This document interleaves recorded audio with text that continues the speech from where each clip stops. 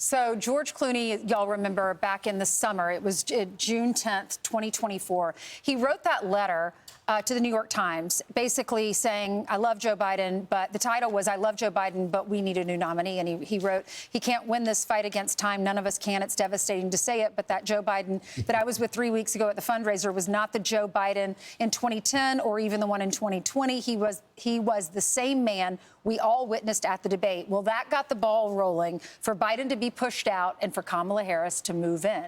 Here's George Clooney. I don't know if it was brave. It was a civic duty, because I found that people on my side of the street, you know, I'm a Democrat. I was a Democrat in Kentucky, so I get it. When I saw people on my side of the street not telling the truth, I thought that was time to... Are people still mad at you for that? Some people, sure. It's okay. You know, listen, the idea of freedom of speech, you know, the specific idea of it is, you know, you can't demand freedom of speech and then say, but don't say bad things about me. So he's on a hit play right now. That's why he died. Broadway play, yeah. But so he went on to say that he had to do it, civic duty, got it. He says that Obama was not a part of it.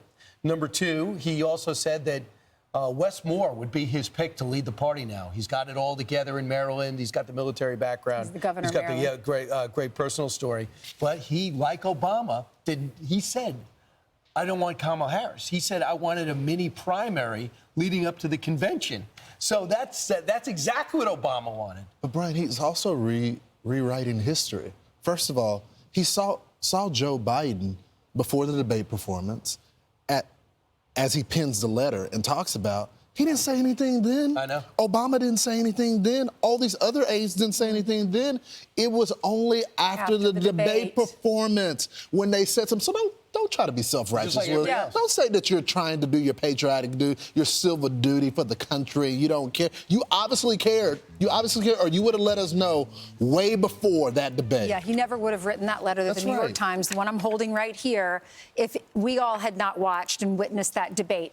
But I will say, George Clooney, yes, blame all the Democrats who knew it wasn't the same Joe Biden, never said anything, but you can't blame him for losing the election because after that debate, Joe Biden was going to lose. No one would have ever voted for him, or very few would have. Maybe some would have because they just don't like, exactly, they don't like Trump. They had no choice.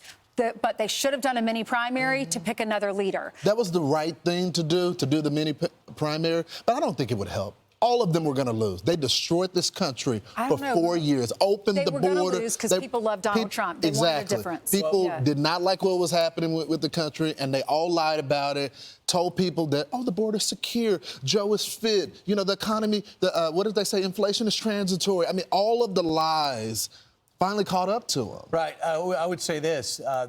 Kamala Harris did the worst of both worlds. She ran as a different change candidate who said, would have done nothing different than Joe Biden. So if they had a jungle primary, they would have had to have said, yeah, I'm really unhappy with the way Joe Biden ran the country. I could do it better as a Democrat. And not one person was willing to do that I could tell, certainly not as vice president. And he did not let her off the hook. He said, remember, no air between us, nothing between us. And she didn't push back because she had no ideology anyway.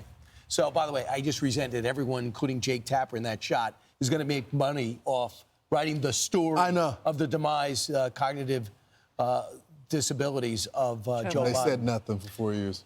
I'm Steve Ducey. I'm Brian Kilmeade. And I'm Ainsley Earhart. And click here to subscribe to the Fox News YouTube page to catch our hottest interviews and most compelling analysis.